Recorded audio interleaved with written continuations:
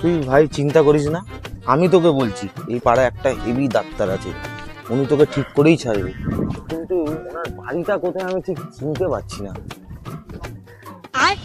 আচ্ছা আচ্ছা, ওনার সাথে জিজ্ঞাসা করছি। দাদা শুনছেন? বলছি এই পাড়ায় নাকি শুনছিলাম কোন এক ভালো পাগল ডাক্তার আছে, একটু বাড়িটা বলতে পারবেন? পাগল ডাক্তার? উনি এখানকার ঈশ্বর, আল্লাহ ভগবান, ঈশ্বর, মাই গড। পাগল ডাক্তার কথা বলছে? ও বাবা, কে এটা? বলছি ওনার বাড়িটা একটু বলবেন? বাড়ি? হ্যাঁ। পাগল নয়, ভালো এই বাড়িটা। আচ্ছা ধন্যবাদ। এই যে গুড বয় ব্যাড বয়, এদিকে শোনো, বলছি ওই ডাক্তার কিন্তু খুব ভালো ডাক্তার, ঈশ্বর, আল্লাহ, মাই গড, ভালো করে কথা বলবে, ঠিক আছে? আর কিন্তু খুব রাগী। আরে কালে ঠিক আছে দাদা, ধন্যবাদ ধন্যবাদ। আমার মাতাল তো এটা।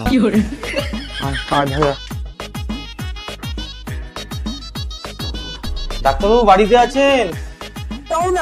হ্যাঁ, কে বলুন? বলছি ডাক্তারবাবু, আজকে তো আপনি চেম্বারে বসেননি। আচ্ছা। আমার বন্ধুর অবস্থাটা খুব খারাপ, ওই জন্য আপনার বাড়িতে চেক আপ করাতে নিয়ে আসলাম। আপনি দেখবেন তো বাড়িতে? হ্যাঁ, দেখতে তো হবেই, ওই যে মুখ নিয়ে চলে এসছেন। হ্যাঁ, কিন্তু ভিজিট 2000, ঠিক আছে? কেন ডাক্তারবাবু, চেম্বারে তো 500 টাকা নেন আপনি, বাড়িতে 2000 কেন? ওই সব কিছু জানি না, 2000 টাকা দিলে বলুন, তাহলে দেখবো, নালে চলে যান। না না ডাক্তারবাবু, দেখাবো দেখাবো, চলুন। আয় বাবু।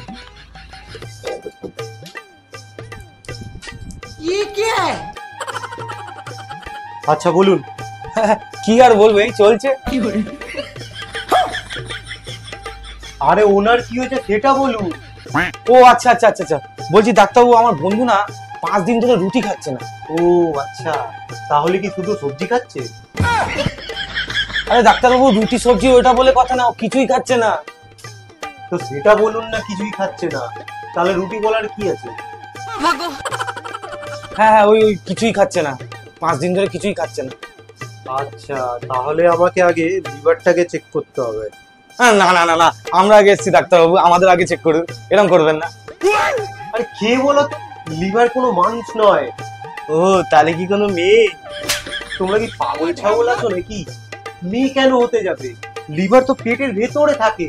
হ্যাঁ হ্যাঁ, এ ভাই তুই লিভার কবে খেয়ে নিলি, আমাকে তো বললি না।